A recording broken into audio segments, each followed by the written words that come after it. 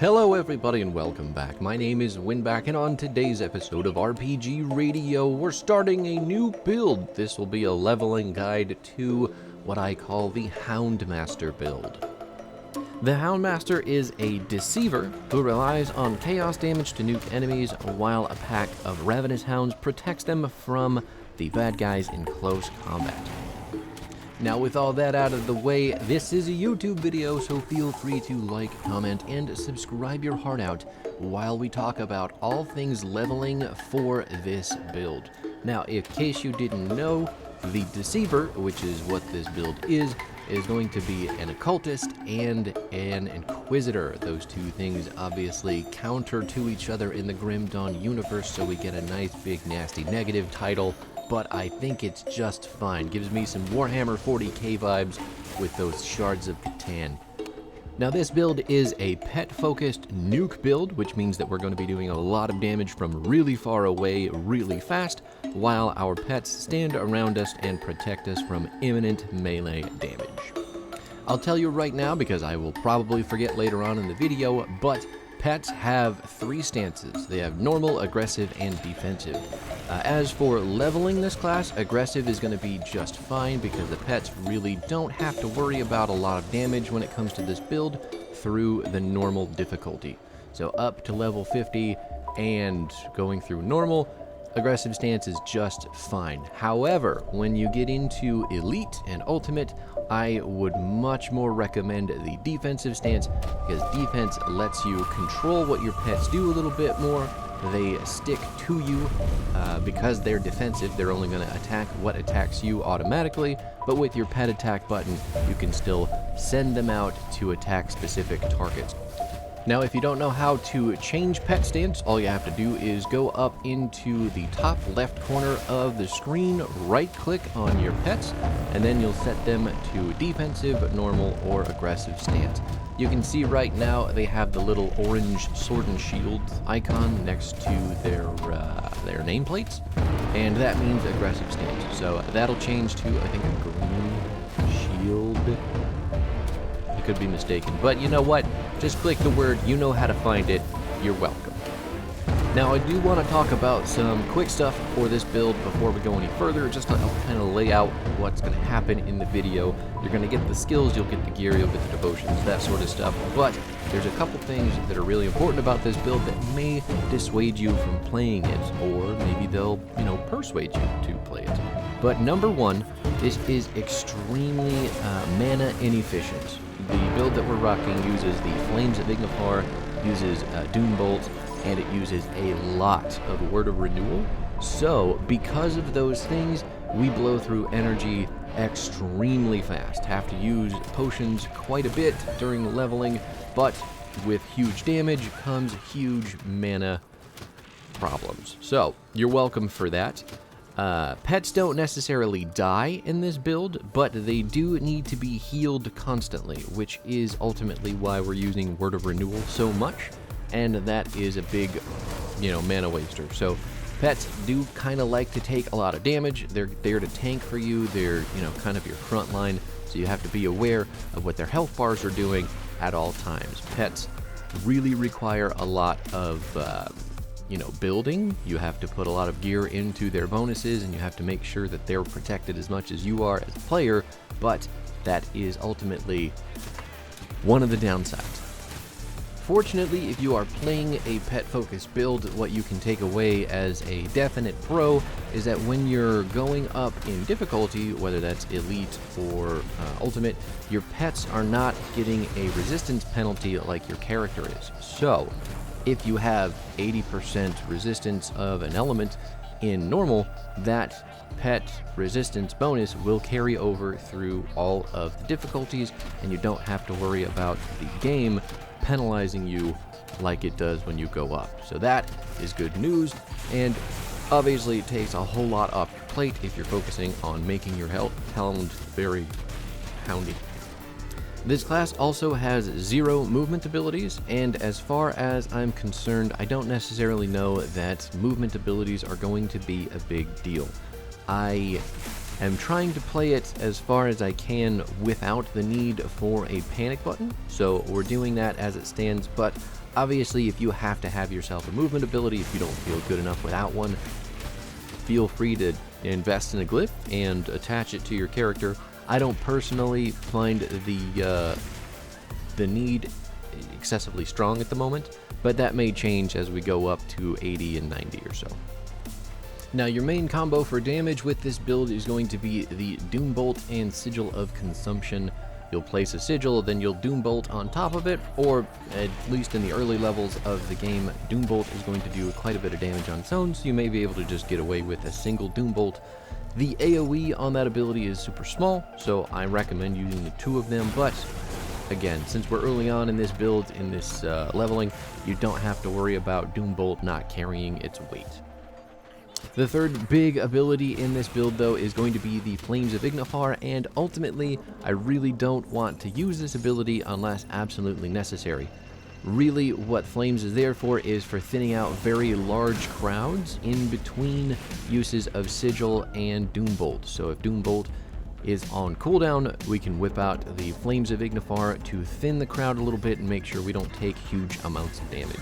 It's also extremely good for deleting bosses, so it can shred health very quickly if you're just spamming it on top of a big baddie. Now that's your kind of top-down look at this build. It's got its pros, but it's obviously got its cons as well, and that should give you enough information to decide on whether or not you want to play it, or invest the time in leveling it and taking it up into the ultimate levels. But with all of the easy stuff out of the way, we can talk a little bit more in depth about the build, specifically the abilities, the devotions, and some of the gear that we've got in the early levels that makes sense to have. Now, we're always going to start with abilities because abilities are the ultimate makeup of what your character can do. If you've got your ability spread too thin, you're not going to do a lot of damage. If you've got too many points into one ability, you're going to lose a lot of efficiency, and you're not going to be able to do one of the many things that you need to do while you're leveling up in this game.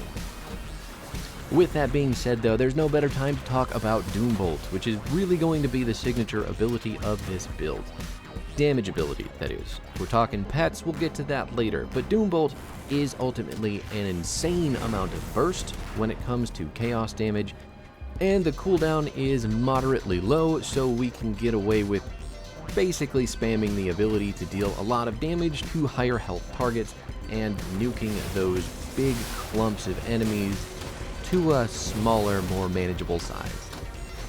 Doombolt is on a 4.5 second cooldown and is dealing vitality and chaos damage. The other big component to Doombolt is that it is increasing the crit damage of the ability the more points that you get into it. So, at the maximum rank of 22 points, Doombolt will be doing 938 vitality damage, 1288 chaos damage, and they'll do 45% crit damage, which is absolutely insane for an ability that can be used as often as this one. Moreover, Doombolt does not have any modifiers to it, so while that may sound kind of boring, while it might sound like that is a reason not to pick Doombolt, the fact that you only have to spend as many points as are in a single skill for Doombolt is an actual godsend. Typically speaking, when you get into the higher levels of Grim Dawn, your masteries have to have just as many points as the original skill, or the modifiers have to have just as many points as the original skill in order to keep the damage consistent on those higher levels of enemy. The way that Doombolt works is very flat, it's very simple, and it just does damage based on itself and any modifiers that you take with your gear. That, in and of itself, is perfect for this build, and really any occultist build that is going to be focusing on chaos damage. Even vitality damage to some extent, even though it is lesser. Sigil of Consumption is going to be the secondary ability in this build, and it is just going to act to help out Doombolt when it comes to dealing damage. Sigil of Consumption is also going to give you some healing back through the damage that it does in the amount of anywhere from 15% to 30%, depending on the number of points that you put into it.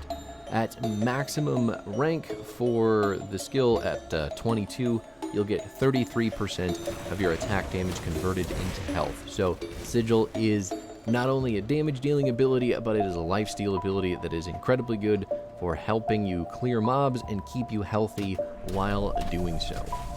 Now, like I was mentioning just a little while ago with the masteries or the modifiers for our abilities, Sigil of Consumption does have one modifier called Destruction. Destruction is going to add chaos and fire damage to the ability and increase the amount of vitality output, at least damage-wise, that it does. So, Destruction isn't necessarily a make or break when it comes to the build, but it's definitely going to force it into the niche of chaos damage that your build is going to do, ultimately making it deal more damage and healing you for more as it does. So remember that while you are trying to decide on where your points go after the leveling bit, but that is ultimately going to be more helpful later on in the game, but not a requirement. Now let's talk about the coolest skill in this build, which is why I'm sure you're all here. The Hellhound is going to be the main pet focus for this build, and as such it relies on pet bonuses. The Hound is hellish, and it comes with a lot of really cool abilities and modifiers to make it even better. In terms of the basic ability though, remember that Hellhound is going to have two basic skills. Number one is its Claw and Fang attack, which is just the way that it auto-attacks single enemies, one at a time, and it comes with the Blazing Death ability as well. This means that the Hellhound, when it dies, is going to explode and deal damage to nearby enemies.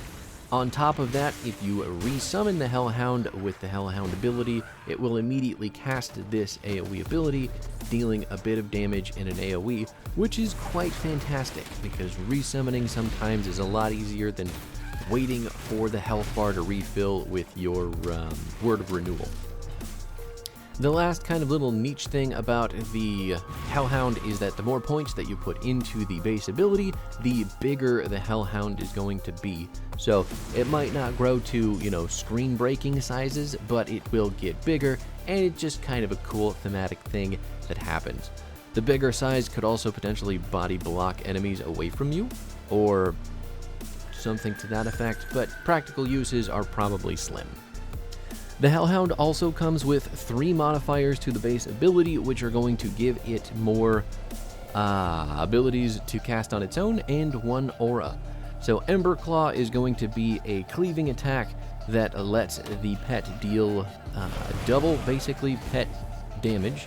It's going to do fire and chaos damage on top of that, and it's going to cause the monster to taunt enemies that gets hit. So basically, your Hellhound will use this ability and become a bigger focus while dealing cleaving damage. Hellfire, the next modifier, is going to add an aura to the Hellhound, which will affect the player and any allies in the bunch, but it's going to give you fire and chaos damage while buffing those things as well as burn damage, and it's going to give you a defensive ability with fire retaliation too. So, if it turns out that you don't like the way that the Hellhound works in the Deceiver type of things, you could potentially go build yourself an Oathkeeper with some fire retaliation there and slap a Hellhound on it to get even more out of that part of the modifier. Then lastly, there is Infernal Breath. The Hellhound gets to breathe fire. I don't feel like this is a thing that should require, a modifier, but it's fine. It works with the build, it does the damage right, and it makes sense for a Hellhound to breathe fire. So this is going to do, again, about double basic pet attack damage. It's also going to add in some fire and chaos and burn damage on top of that, and it's going to reduce target's damage for 3 seconds. At the maximum level, Infernal Breath will reduce damage by 15%, while also dealing the amounts of damage that we talked about just a second ago. So all in all, the modifiers for the Hellhound are going to let it taunt enemies more, which means that you get to lose some aggro, which is fantastic for a ranged squishy character like us. The aura is going to buff the specific types of damage that we use and give us defensive ability in order to help us dodge more attacks, which again, squishy ranged character, super important. And then lastly, Infernal Breath is going to reduce the incoming damage from enemies, which you're just beating a dead horse at this point, but the Hellhound will eat that corpse, so it's fine. You understand where I'm coming from. Welcome to the video. I'm glad you made it this far. Those are your 3 big occultist abilities though, and really, if you're going to be playing this build, at least playing it the way that I do, those are a must-have. So the modifier on Sigil of Consumption may not be a prerequisite for playing this build, but Doombolt and everything going into the Hellhound tree are very, very important for what's going on here. That being said, we still have the Inquisitor side of things to talk about, and the list of abilities that we're going to be activating there is much smaller. Now, I talked about it a little bit earlier, but Flames of Ignifar is going to be your primary crowd thinning ability. This is what you're going to use when you don't have your Doombolt to rely on and Sigil isn't dealing damage fast enough. Flames of Ignifar is a much cooler version of your Albrecht's Aether Ray. It is fiery, and there is a modifier that you'll take that will allow it to deal chaos and vitality damage instead of fire damage, fire and burn damage, which is all that I need when it comes to the thematic use of this build. You'll see it a couple times in this video. I try to use it sparingly because the energy cost is extremely high. We don't want to be sitting on it and channeling it for 100 years because that'll delete our entire energy bar. That being said though, the modifier and the base ability are all we're going to be taking for Flames, because adding in those modifiers, at least in terms of leveling, isn't important. All you need is the base ability for the leveling process of this build, and then once we get to Ultimate, things may change in order to get that ability to deal more damage. It just depends on how much weight the Doombolt and Sigil can carry on their own, and if Flames is going to be needed to help thin the crowds more. And then the second ability, which is actually much more important from the Inquisitor tree, is going to be Word of Renewal. Word of Renewal is actually a healing ability, and it affects your pets as well as your character. Word of Renewal is your biggest tool for keeping your pets alive, other than keeping them away from damage and micromanaging them, which isn't always an easy thing to do if you've got scatterbrain like I do. Now, there are quite a few modifiers to Word of Renewal as well, which we are going to want to take because this is such an integral part of our build, because of the amount of healing and all the other stats that it provides. But in terms of base ability, this button is going to basically restore a percentage of your health mixed with a flat amount of health as well. So higher health character that you are, more Word of Renewal is going to heal. Since we're squishy and small, it's not a big deal, but it's also going to cause us to take less damage from Chthonics and Eldritch, and it has a 30-second duration. That being said, it's also going to give you movement speed and defensive ability. All of those stats incredibly important for keeping yourself alive, as well as keeping your pets alive. I don't need to tell you, in a pet-focused build, that is pretty important. Now, the first modifier for this ability is called Word of Arms. It's only a single point.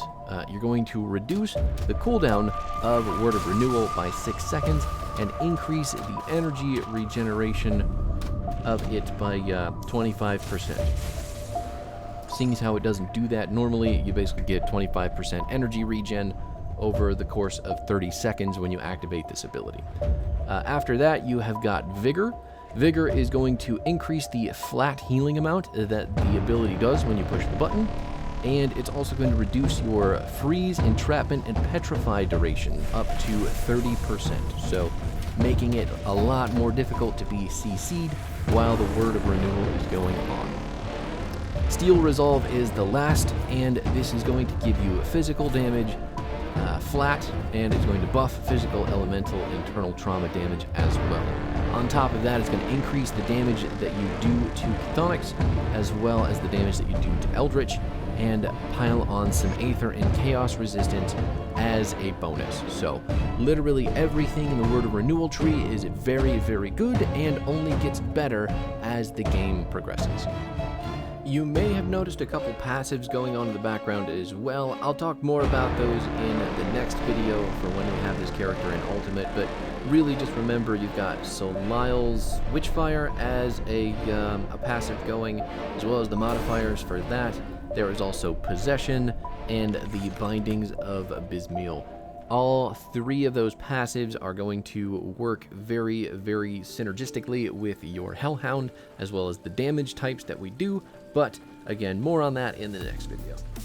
Now, when it comes to devotions, I didn't pick up all of the points possible, so we've only got about 28 in the build, but I'm going to give you the lowdown of our halfway completed devotion roadmap, and that is going to culminate in Dying God. Dying God is our #1 big time devotion on the outer edge right now of the Chaos Tree. So, working out to Dying God, we're going to take devotions that get us both the pink and the blue types of devotion unlocks. That is Chaos and Primordial, I believe those two are. But what you're going to want to do here is start with your first Chaos points at the crossroads. That'll get you over to Jackal and Wretch. You can also take Viper, Compass, and Hound, and that should give you all the points that you need for Dying God. So your big three in order to get out to Dying God most efficiently are going to be Jackal, Viper, and Wretch, because all of them provide points into Chaos and Primordial. And then you'll just take Hound to fill out the rest, as well as Compass. And then as the game progresses in the next video, we'll talk about the completed devotion tree. But for now, as long as we have Dying God and those devotions that I mentioned, that is all you're going to need. One thing we do want to pick up later is Bindings of Bismil, the devotion, because that comes with another Hound pet that we can summon, but more on that in the next video. And the last thing that I want to talk about, some easy gear that you can find for this build, which is all going to benefit your Hellhound or your Doombolt or your Sigil of Consumption in some big way. Currently, the weapon that we're rocking right now is the Wretched Crow of Bismil. This is a two-handed crossbow, and it's going to give bonus to all pets in the form of damage and acid damage, which isn't super important, but as far as the other parts of this weapon go, you get +2 to everything in Occultist, and it actually gives you a 15% skill cooldown reduction. So the recharge rate for your abilities is increased. The cooldown is shortened, the recharge is, that's how it works. That's how the game decides to talk about it, but just remember you can spam abilities more often because this crossbow is reducing cooldown. Next, there is the Chthonian Thread Sash. This is actually just giving us 2 points to Flames of Ignifar, which is nice and easy and simple. Void Steel Gloves are really cool, and they're a level 50 legendary item, which I feel like are pretty common, but they'll be giving you a +3 to Solisle's Witchfire.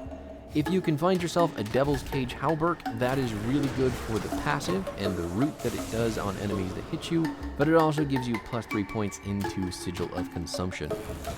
Fiendbinder's Hood is an extremely good pet hat, which is going to give you +2 to Manipulation, which is the modifier for Bindings of Bismil. Zarya's Pendant, which you can pick up later on in the game. It's monster infrequent. It's going to give 30% more damage to your Hellhound, which is fantastic. And then the Savage Relic is good for your pet stats, but it also gives you another hound in the form of the Stormhound. Stormhound deals lightning damage, unfortunately, so it's not the same type of damage as our Hellhound, but in keeping thematically with everything, it feels good to have a whole pack of hounds running around with us when we call ourselves the Houndmaster. And that is it. That is it for the leveling guide for this build, everybody. I hope you enjoyed it. All the footage in the background is just farming of Ugdenbog materials and Aether crystals, and it's a really good kind of show of what this build can do, especially since the Act 5 enemies are relatively tanky. So we do kill them pretty quickly with this build, and it feels right. So in the next video, we'll show you what this build can do in Ultimate and how everything works out at the higher levels of the game. But thank you so much for hanging out. If you made it to the end of the video, let me know in the comments, because obviously I need to do much better with the retention of these videos. But that is a discussion for another time. So I'll see you in part 2 to round out this build. Thanks again for hanging out and all the subs. Appreciation. I love you people. See you later.